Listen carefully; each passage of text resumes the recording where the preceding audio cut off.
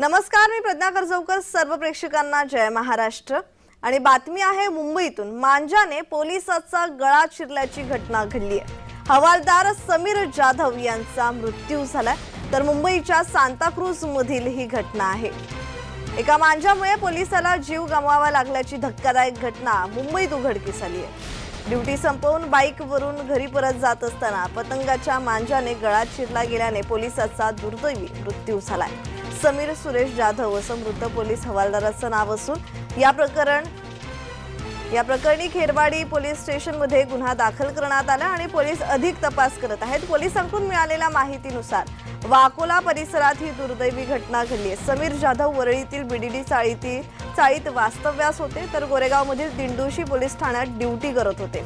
रविवारी दुपारी काम संपल्यानंतर जाधव त्यांच्या बाईकवरून घरी परत जात असतानाच वाकोला पुलावर त्यांच्या समोर अचानक पतंगाचा एक मांजा आला। त्यातून वाचण्याचा त्यांनी प्रयत्न केला, मात्र त्या मांजाने त्यांचा गळा चिरला गेला।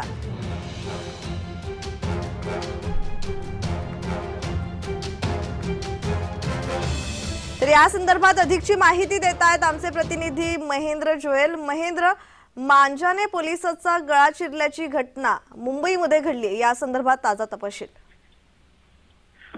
नक्कीच प्रज्ञा, काल दिंडोशी पोलीस स्टेशनचे शिपाई समीर सुरेश जाधव वय वर्ष 37 हे वरलीला बीडीडी रूम येथे राहत होते आणि त्यांनी काल त्यांचं कर्तव्य पार पडून त्यांची ड्युटी संपवून ते काल मुंबईत वरलीच्या दिशेने जात असताना वाकोला ब्रिज सांताक्रूज येथे मांजानी त्यांचा गळा चिरला गेलाय।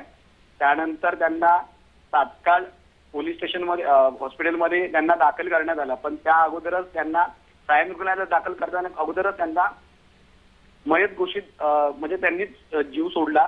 आणि त्यानंतर त्यांना ज्या सगळ्या कारवाई होती ती कारवाई करण्यासाठी पोलिसांनी